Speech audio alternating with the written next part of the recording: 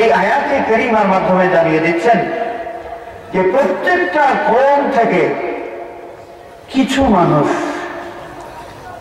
সামান্য সংখ্যক মানুষ, একজন, দুইজন, তিনজন, প্রত্যেকটা কওম থেকে এই সামান্য সংখ্যক মানুষ যারা যাবে, কোথায় যাবে? জমিনে সফর করবে, বিভিন্ন জ্ঞানী ব্যক্তিদের কাছে যাবে জ্ঞান হাসিল করার জন্য, কোরআন এবং কোরআন শরীফ সম্পর্কে জানার জন্য, দ্বীনের তালিম হাসিল করার জন্য, লিয়াতাফাক্কাহু ফিদ-দ্বীন, দ্বীনের সূক্ষ্ম জ্ঞান যারা হাসিল করবেন, ওয়ালিয়ানযিরু কওমাহুম ইযা রাজাউ ইলাইহিম লাআল্লাহুম ইয়াহযারুন,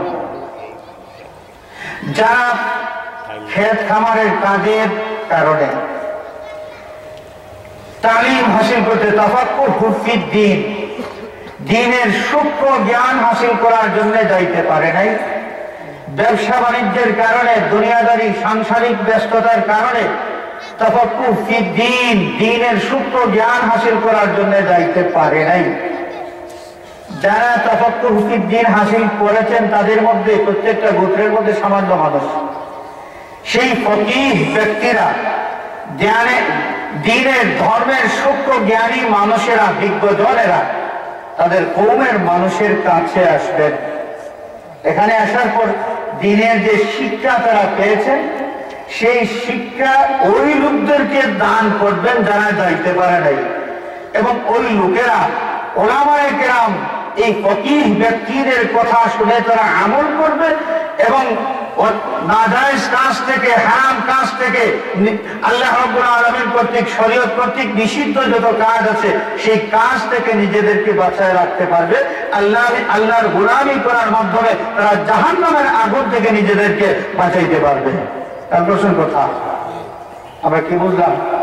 আল্লাহ পাক হুকুম দিয়েছেন দ্বীন হাসিলের জন্য যাও, দ্বীনের তালিমের জন্য কারা যাবেন? কিছু মানুষ। কারা যাবেন?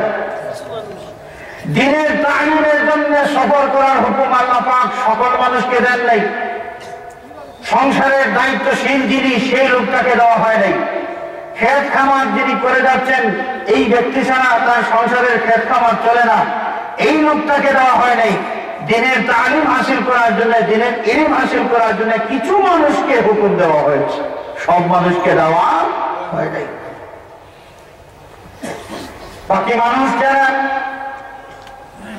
দ্বীনের গভীর জ্ঞান যারা হাসিল করতে পারেন নাই, তারা জ্ঞান হাসিল করবেন তাদের ক্ষেতের কাজ, এগুলো চালাইয়া, ব্যবসা বাণিজ্য চালাইয়া। দ্বীনের তালিম তাদের হাসিল হবে তাদের দুনিয়াদারি কাজকর্ম, এগুলো পরিচালনা করা সহ। সুতরাং কোন মানুষ ব্যবসায়ী দোকান বন্ধ করে দ্বীনের তালিমের জন্য সিলেটের মানুষ রাজশাহীতে যাওয়া, যশোরে যাওয়ার কোনো দরকার নাই। আমার আল্লাহ পাক বলে দিয়েছেন যে তোমাদের মধ্যে যে সমস্ত মানুষ তাফাক্কুহ ফিদ-দ্বীন হাসিল করেছে, ফকিহ হয়েছে, দ্বীনের সূক্ষ্ম জ্ঞানের অধিকারী হইতে পেরেছে, তারা তোমাদের বাড়িতে আসবে। তোমরা তাদের পিছনে দৌড়ানোর দরকার নাই, তারা তোমাদের কাছে আসবে এবং তারা তোমাদেরকে শিক্ষা দেবে। তোমাদের দুনিয়াদারি সব কাজকর্ম পরিচালনা করে, বিবি বাচ্চা এদের দেখাশোনা করে তোমাদের এলাকার উলামায়ে কেরাম যারা, তাদের কাছ থেকে তোমরা দ্বীনের তালিম গ্রহণ করবে। সুবহানাল্লাহ।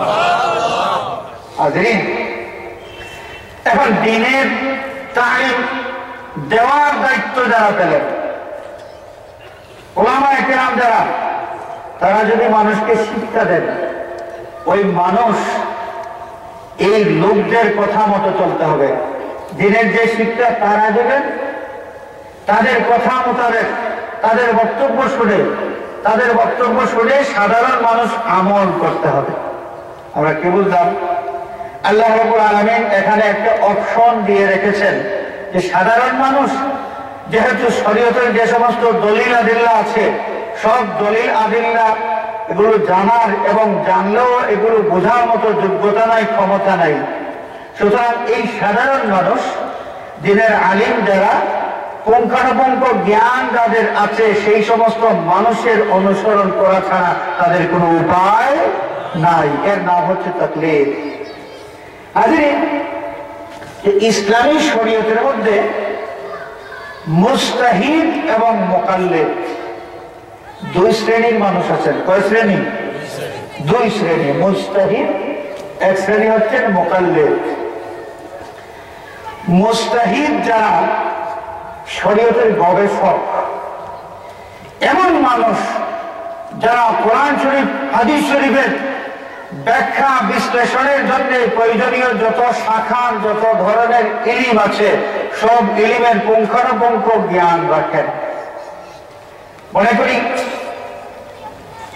কোরআন শরীফের জ্ঞান হাসিল করার জন্য খাস, আম, মুশতারাক, মুআওয়াল, হকীকত, মুজাজ, সরিহ, কিনায়া, জাহির, নাস, মুফাসসার, মুহকাম, খাফি, মুশকাল, মুজমাল, মুতাশাবিহ, ইবারাতুন নাস, ইশারাতুন নাস, দালালাতুন নাস, ইত্তিবাউন নাস, নাসিখ, মানসুখ, রাজিহ, মারজুহ, এই সমস্ত বিষয়ের পুঙ্খানুপুঙ্খ জ্ঞান রাখতে হবে। ইলমে সরফ, ইলমে নহব, ইলমুল লুগা, ইলমুল বালাগাত, ইলমুল কালাম, এই সমস্ত বিষয়ের পুরোপুরি পণ্ডিত হওয়া লাগবে।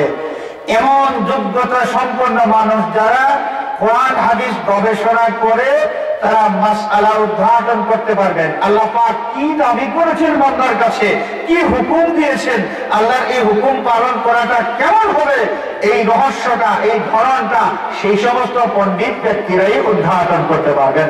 যাদের মধ্যে আল্লাহ পাক এই যোগ্যতা দান করেছেন এরাই হচ্ছেন মুস্তাহিদ। এরা কি? মুস্তাহিদ, মুজতাহিদ। হাজিরিন, এই মুস্তাহিদের মধ্যে আবার ক্লাসিফিকেশন আছে। মুস্তাহিদের মধ্যে কি আছে?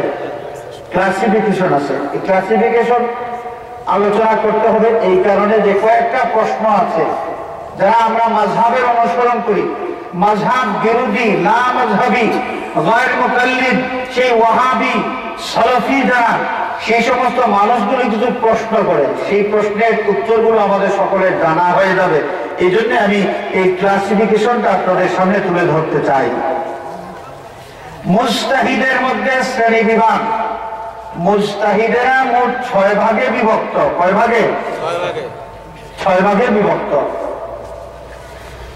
মুজতাহিদ, মুজতাহিদে মুতলাক, মুজতাহিদ ফিল মাযহাব, মুজতাহিদ ফিল মাসআলা, আসহাবুত তাখরিজ, আসহাবুত তারজিহ, আসহাবুত তামিজ। কত প্রকার হলো? মুজতাহিদে মুতলাক, মুজতাহিদ ফিল মাযহাব, মুজতাহিদ ফিল মাসআলা, আসহাবুত তাখরিজ, আসহাবুত তারজিহ, আসহাবুত তামিজ। কত প্রকার? মোট 6 প্রকার। এই 6 প্রকার মুজতাহিদের মধ্যে সর্বপ্রথম প্রকার এবং সর্বোচ্চ শ্রেণীর মুজতাহিদ যারা কোরআন এবং হাদিস গবেষণা করার মতো যত ইলমের প্রয়োজন আছে সমস্ত ইলমের পাণ্ডিত্য তারা হাসিল করেছেন এবং যারা নির্দিষ্ট নীতি প্রণয়ন করে, উসুল প্রণয়ন করে, এই উসুল অনুসরণের মাধ্যমে কোরআন এবং হাদিসের গবেষণা করে শরীয়তের মাসআলা উদ্ঘাটন করেন, এরাই হচ্ছেন মুজতাহিদ। মুজতাহিদে মুতলাক। তাম বিশ্বের মধ্যে 4 ব্যক্তি হচ্ছেন মুজতাহিদে মুতলাক। এর মধ্যে একজন হচ্ছেন ইমামে আজম আবু হানিফা রাহমাতুল্লাহ আলাইহি, আরেকজন হচ্ছেন ইমাম মালিক রাহমাতুল্লাহ আলাইহি, আরেকজন ইমাম শাফিঈ রাহমাতুল্লাহ আলাইহি, আরেকজন হচ্ছেন ইমাম আহমদ বিন হাম্বল রাহমাতুল্লাহ আলাইহি। এই 4 মুজতাহিদের উসুলের ভিত্তিতে 4টি শাখা বা 4টি মাযহাব প্রতিষ্ঠিত হয়েছে। ক্যালকুলেশন করতাম, 4 মাযহাব প্রতিষ্ঠিত হয়েছে এই 4 জন মুজতাহিদের উসুলের ভিত্তিতে। মুজতাহিদ ফিল মাযহাব। মুজতাহিদ ফিল মাযহাব সেই সমস্ত মুজতাহিদ যাদের গবেষণার যোগ্যতা আছে, তবে এই পরিমাণ যোগ্যতা নাই যে তারা উসুল প্রণয়ন করতে পারেন, মূল নীতি প্রণয়ন করার মতো যোগ্যতা তারা হাসিল করতে পারেন নাই। সুতরাং মূল নীতি প্রণয়ন যারা করতে পারেন তাদের অনুসরণ করবেন উসুলের ক্ষেত্রে, মাসআলার উসুলের ক্ষেত্রে তাদের অনুসরণ করবেন। এই দিক থেকে এরা একদিক দিয়ে মুস্তাহিদ, অন্য দিক দিয়ে তারাও মুকাল্লিদ। যেমন ইমাম মুহাম্মদ রাহমাতুল্লাহ আলাইহি, ইমাম আবু ইউসুফ রাহমাতুল্লাহ আলাইহি হানাফি মাযহাবের ইমাম, নিজেরা মুস্তাহিদ কিন্তু কোরআন হাদিস গবেষণার ক্ষেত্রে নিজে মূল নীতি প্রণয়ন করতে পারবেন না, বরং ইমামে আজম আবু হানিফা রাহমাতুল্লাহ আলাইহি যে মূল নীতি প্রণয়ন করেছেন সেই মূল নীতি অনুসরণ করে তারা কোরআন হাদিস গবেষণা করবেন এবং শরীয়তের মাসআলা, সেই মাসআলাগুলো তারা উদ্ঘাটন করতে পারবেন। উসুলের ক্ষেত্রে ইমাম আজমের সাথে ইখতিলাফ করার যোগ্যতা তাদের নাই, কিন্তু মাসআলার ক্ষেত্রে ইমাম আজমের সাথে ইখতিলাফ করার যোগ্যতা তাদের আছে। খেয়াল করছেন কোথাও? হাজিরিন, এই জায়গায় একটা প্রশ্ন আছে গায়র মুকাল্লিদের, প্রশ্নটা শুনে রাখেন, কাজে লাগতে পারে। তারা প্রশ্ন করে যে তোমরা যদি বলো যে ইমাম আজম আবু হানিফা রাহমাতুল্লাহ আলাইহি অনুসরণ করো, তাহলে অনেক মাসলা আছে যেই মাসলায় ইমাম মুহাম্মদ রাহমাতুল্লাহ আলাইহির অভিমত মোতাবেক ফতোয়া দেওয়া হয়েছে। তোমরা হানাফিরা ইমাম আজমের কওল অনুসারে সেই মাসলায় আমল না করে ইমাম মুহাম্মদ রাহমাতুল্লাহ আলাইহির কওল মোতাবেক আমল করো কেন? তাহলে তোমরা তো হানাফি হওয়ার কথা নয়, তোমরা তো মুহাম্মদই নাম দিবে, না হলে আবু ইউসুফি তোমরা নাম দেওয়ার কথা। তোমাদের মাযহাবটা হয়ে যাবে আবু ইউসুফি, অথবা তোমাদের মাযহাবের নাম হবে মুহাম্মদি। হানাফি এটা নাম করার দরকার হলো, কোনো যোগ্যতা তোমাদের থাকবে না, যেহেতু তোমরা এই মাসলার মধ্যে ইমাম মুহাম্মদের অনুসরণ করেছো, ইমাম আবু হানিফার কওলের অনুসরণ তোমরা করো নাই। মাদ্রাসা, বিশ্ববিদ্যালয় যে সমস্ত ভাইয়েরা আছেন কথাগুলো খেয়াল করে শুনবেন, কাজে লাগবে।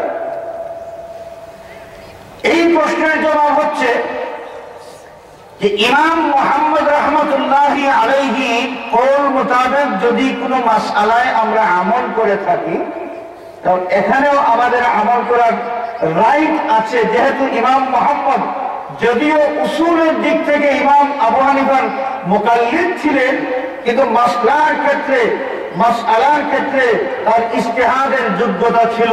সুতরাং মাসআলার ব্যাপারে ইখতিলাফ করার অধিকারী তিনি ছিলেন। ইমাম আজমের সাথে ইমাম আবু ইউসুফ রাহমাতুল্লাহ আলাইহি যদিও উসুলের ক্ষেত্রে ইখতিলাফ করার যোগ্যতা তার নাই, কিন্তু মাসআলার ব্যাপারে ইখতিলাফ করার যোগ্যতা তার আছে। সুতরাং এই ক্ষেত্রে আমরা যদি ইমাম মুহাম্মদ রাহমাতুল্লাহ আলাইহি অনুসরণ করি কোনো মাসলার মধ্যে, তাহলে আমাদের হানাফি নামটা বদলাবে না। কেন বদলাবে না? যে ইমাম মুহাম্মদ রাহমাতুল্লাহ আলাইহি যদিও ইখতিলাফ করেছেন মাসলার ক্ষেত্রে ইমাম আজমের সাথে, কিন্তু ইমাম আজমের উসুল অনুসরণ করেই তিনি কিন্তু মাসলার গবেষণা করেছেন, কোরআন হাদিস গবেষণা করেছেন। সেই দিক থেকে তিনিও তো ইমাম আজমের অনুসারী। তো উসুল হিসাবে, মূল নীতি হিসাবে আমরা হানাফি পরিচয়টা আমাদের কাছ থেকে যাবে না।